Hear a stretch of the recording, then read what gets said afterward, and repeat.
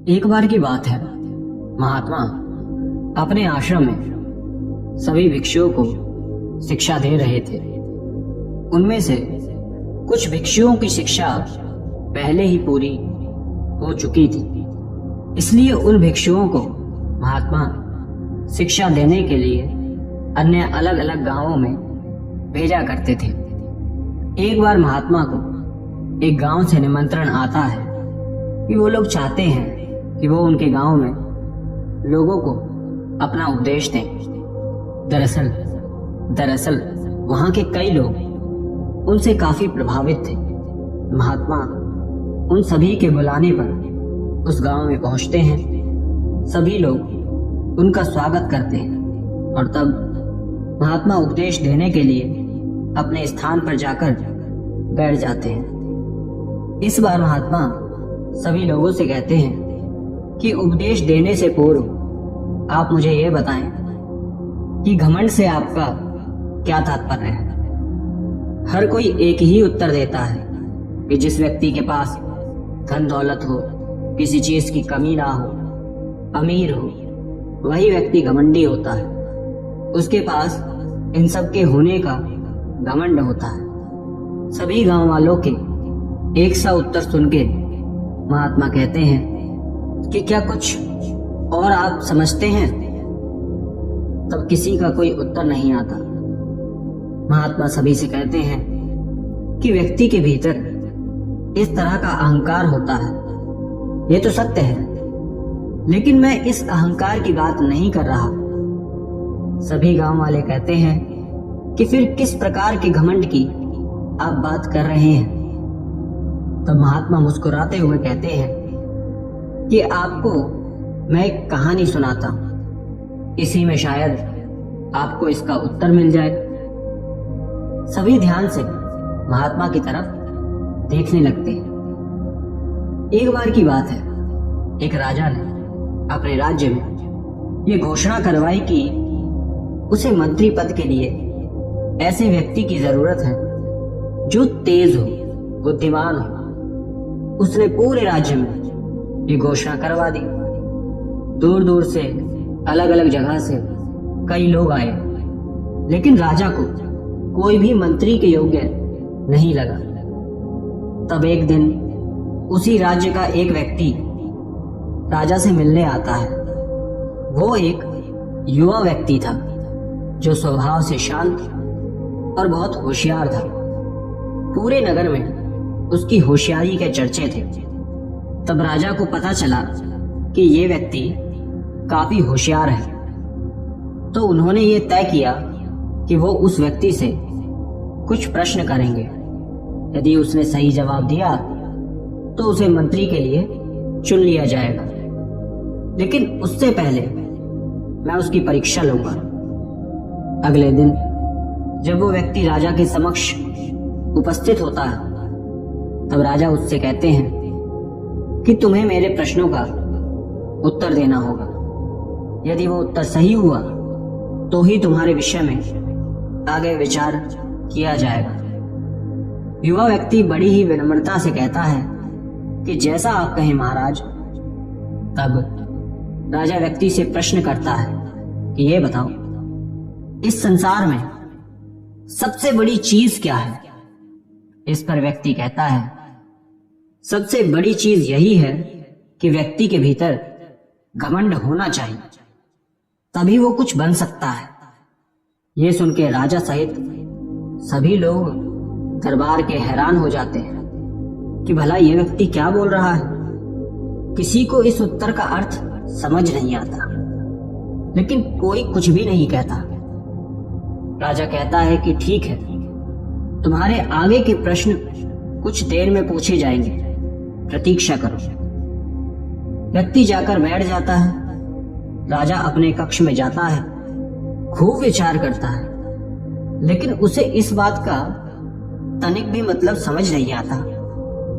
तब राजा को एक ख्याल आता है। वो अपने महल के मैदान में एक पागल हाथी को छोड़ देता है और उस युवा व्यक्ति को अपने पास बुलाता है और उसे महल के खुले मैदान में भेज देता है और कहता है कि जाओ, वहां पे मेरा कुछ सामान है, उसे लेकर आओ। राजा जानकर उसे वहां भेज देता है ताकि वो पागल हाथी उस पर प्रहार करे। तो ये देखा जाए कि यदि ये इतना ही होशियार है तो इस समय क्या करेगा। राजा ने कई बार यह तरीका अपनाया था, लेकिन आज तक कोई इसमें विजय नहीं हो पाया था। और तब वो युवा व्यक्ति मैदान में जाता है। वो जैसे ही थोड़ा ही मैदान के बीच में पहुंचता है, वो देख लेता है कि पीछे से बहुत जोर की आवाज आ रही है। वो मुड़कर देखता है तो एक हाथी भागते हुए तेजी से उसके पास आ रहा है। हाथी को देखकर व्यक्ति सारी घटना समझ जाता है कि यह सब राजा की ही योजना है। तब वो सोचता है कि यदि कुछ नहीं किया तो यह हाथी उसे मार देगा।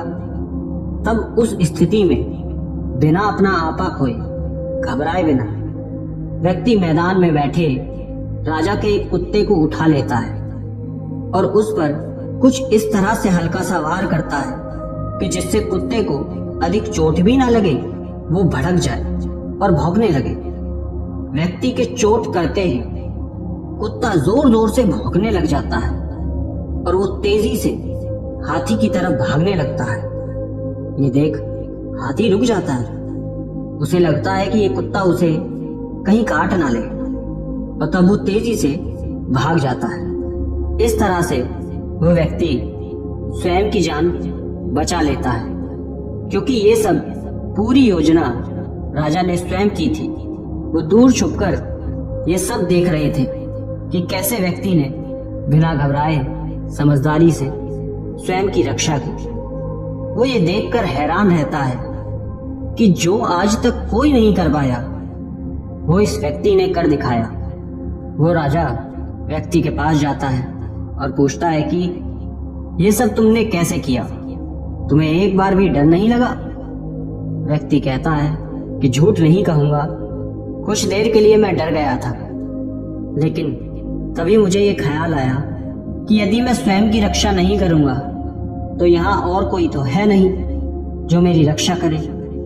इसलिए मैंने स्वयं के डर को एक तरफ रख के अपने आप पर, अपने आत्मसम्मान पर यकीन किया कि मैं इससे लड़ सकता हूं, और मेरे इसी यकीन ने मुझे इनसे लड़ने की क्षमता दी। व्यक्ति कहता है कि कल भी मैंने यही कहा था कि व्यक्ति का घमंड इस संसार की सबसे बड़ी चीज अर्थात व्यक्ति के आत्मसम्मान और उसके गर्व से है। यदि व्यक्ति का स्वयं पर यकीन हो, आत्मविश्वास हो, तो वो बड़े से बड़ा काम या मुश्किल से मुश्किल काम करके उस पर विजय प्राप्त कर सकता है। उसके लिए तब कोई भी समस्या बड़ी नहीं होती।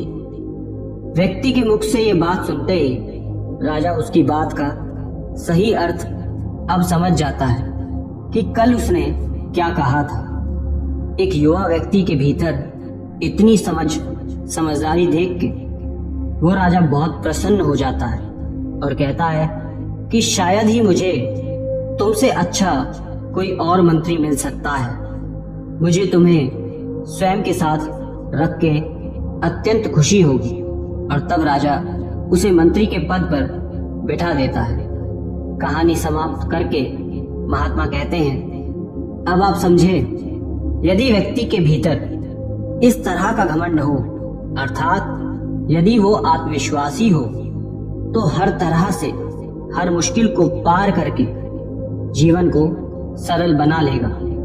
अंत में महात्मा सभी लोगों से कहते हैं कि इसलिए इस तरह का घमंड हर व्यक्ति के भीतर होना ही चाहिए।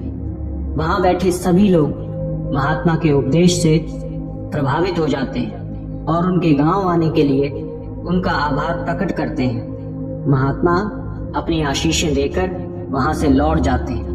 दोस्तों, इस कहानी में हमें यही बताया गया है कि जीवन में हर व्यक्ति को स्वयं पर विश्वास रखना चाहिए, उसे आत्मविश्वासी होना चाहिए, तभी वो जीवन की हर परिस्थिति को पार कर सकता है। क्योंकि कोई किसी की मदद नहीं करता, हमें स्वयं ही स्वयं के लिए लड़ना होगा, खुद की मदद करनी होगी। एक संत और शिष्य थे। वो दोनों हमेशा धर्म के प्रचार करने के लिए गांव-गांव घूमा करते थे। एक बार वो धर्म प्रचार के लिए किसी गांव में जाते हैं। वहां उनके पहुंचते ही बहुत जोर से वर्षा होने लगती है। वो संत और शिष्य वर्षा में भीग जाते हैं। वर्षा रुकने का नाम नहीं लेती। तब वो दोनों ये तय करते हैं कि कुछ समय के लिए वो उसी गांव में रुक जाएंगे। वो वर्षा रुकने के बाद उसी गांव में एक कुटिया बनाकर रहने लगते हैं और रोज उस गांव में धर्म का प्रचार करने लगते हैं। उन संत का उपदेश उस गांव के लोगों को सुनना काफी अच्छा लगता था। वो रोज उनका उपदेश सुनने लगे। उस गांव के लोग उनका बहुत सम्मान करते थे और उन्हें भोजन इत्यादि देने के साथ साथ दान दक्षिणा भी दे दिया करते थे। वो लोग काफी दिन उस गांव में रह लिए थे। एक दिन वो संत अचानक अपने शिष्य से कहते हैं कि वत्स, हम यहाँ काफी दिन रह चुके हैं, अब हमें यहाँ से चलना चाहिए। ये सुन वो शिष्य कहता है कि परंतु क्यों गुरुदेव, यहाँ कितना अच्छा है, यहाँ के लोग हमें कितना मान सम्मान देते हैं और यहाँ तो बहुत चढ़ावा आता है। क्यों ना कुछ दिन और यहाँ पे रुका जाए और बाद में चले जाएंगे, तब तक और चढ़ावा इकट्ठा हो जाएगा। शिष्य की बात सुन वो संत उससे कहते हैं कि नहीं वत्स, हम पहले ही यहाँ बहुत दिन रुक चुके हैं, अब हमें जाना चाहिए और हमें धन और वस्तुएं के संग्रह से क्या लेना देना। ये सब हमारे लिए कोई मायने नहीं रखती। न हमारे भीतर इसके लिए कोई मोह होना चाहिए। हमें तो केवल त्याग के मार्ग पर चलना है, सत्य के मार्ग पर चलना है। धन से हमें कोई मतलब नहीं है। इतना कहकर वो संत गुरु शिष्य से कहते हैं कि हम यहाँ से कुछ नहीं ले जाएंगे, जो कुछ भी है इसी जगह छोड़ दो और खाली हाथ चल। गुरु का आदेश सुनकर उस शिष्य ने जो कुछ भी अपने पास एकत्र किया था सब वहीं उसी कुटिया में छोड़ दिया। उसका मन तो था कि वो सब ले जाए, लेकिन गुरु की आज्ञा का अनादर नहीं कर सकता था। परंतु फिर भी जाते जाते उसने गुरु से छुपकर कुछ सिक्के अपनी झोली में रख लिए। आगे जाते ही उन्हें मार्ग में एक नदी मिलती है। दरअसल वो दोनों जिस गांव की ओर जाना चाहते थे उन्हें एक नदी पार करके जाना पड़ता था। जब वो नदी के तट पर पहुंचे तो वहां पे एक नाव वाला उपस्थित था। उस नाव वाले ने संत से कहा कि यदि आप इस नदी को पार करना चाहते हैं तो मैं करवा सकता हूँ, लेकिन नदी पार करने के लिए 2 रुपए लेता हूँ। आप लोग साधु महात्मा हैं, इसलिए आपसे 1-1 रुपया ही लूंगा और नदी पार करवा दूंगा। उन संत शिष्य के पास पैसे नहीं थे, इसलिए उन्होंने उस नाविक से कुछ नहीं कहा और वहीं पर आसन लगाकर बैठ गए। परंतु शिष्य ने पैसे छिपाकर रखे हुए थे, परंतु वो बिना गुरु की आज्ञा के निकाल नहीं सकता था और ना ही उन्हें जल्दी कुछ बोल रहा था। उसे डर था कि कहीं गुरुदेव उसे डांटे ना, और इसलिए उसने वो सिक्के नहीं लिए और वो भी गुरुजी के साथ बैठ गया, ये देखने के लिए कि बिन पैसे गुरुदेव कैसे नदी पार करेंगे। परंतु वो संत गुरुदेव ये सोचकर आसन लगाकर बैठे थे कि शायद वो नाव वाला स्वयं से ही उन्हें बिन पैसे के नदी पार करवाने के लिए मान जाएगा, या फिर उनका कोई भक्त आकर उन्हें दान दक्षिणा दे दे ताकि नाव के लिए उस नाव वाले को भुगतान दे सके। परंतु ना तो कोई भक्त आता और ना ही अब तक नाव वाले ने कुछ कहा था। संत और शिष्य को उस नदी के तट पर बैठे बैठे शाम हो गई। वो प्रतीक्षा करते रहे कि शायद कोई सहायता मिल जाए, लेकिन गुरुजी का ना तो कोई शिष्य आया और ना ही नाव वाला बिना पैसे के नदी पार करवाने के लिए राजी हुआ। अंधेरा होने लगा था, लेकिन वो अब तक बैठे ही हुए थे। तभी नाव वाला उन्हें डराते हुए कहता है कि महात्मा, यहाँ अब अंधेरा होने वाला है, यूं इस तरह रात में रुकना खतरे से खाली नहीं है। आप लोगों को यहाँ नहीं रुकना चाहिए। आप दोनों के लिए यही उचित और सुरक्षित होगा कि आप यहाँ से नदी पार करके अपने सही स्थान पर पहुँच जाए या जहाँ से आए थे वहीं चले जाए, वरना कुछ भी हो सकता है। मैं भी रात में अपनी नाव लेके यहाँ से लौट जाऊंगा। आपके लिए बेहतर है कि आप भी चले जाएं। उस नाविक के मुंह से जैसे ही शिष्य ने खतरे का नाम सुना, वो डर जाता है और घबराकर तुरंत अपनी झोली से सिक्के लेकर नाव वाले को दे देता है और कहता है कि आप जल्दी से हमें नदी पार करवा दीजिए। सिक्के लेकर वो उन्हें अपनी नाव में बिठा लेता है और नदी पार करवा देता है। नदी पार करने के बाद संत गुरु शिष्य से पूछते हैं कि तुमने गांव का चढ़ावा क्यों ले लिया? मैंने तुम्हें सब कुछ छोड़ देने के लिए कहा था, फिर भी तुमने मेरी बात नहीं सुनी, क्यों? तब वो शिष्य कहता है कि गुरुजी, यदि वो सिक्के मेरी झोली में ना होते तो हम दोनों कष्ट में पड़ जाते। रात का समय था, कुछ भी हो सकता था। इन्हीं सिक्कों ने हमारी रक्षा की है। शिष्य की बात सुन संत मुस्कुराने लगते हैं और कहते हैं कि वत्स, जब तक ये सिक्के तुम्हारी झोली में थे तब तक हम कष्ट में ही थे, और जैसे ही तुमने उन्हें बाहर निकाला हमारा काम बन गया।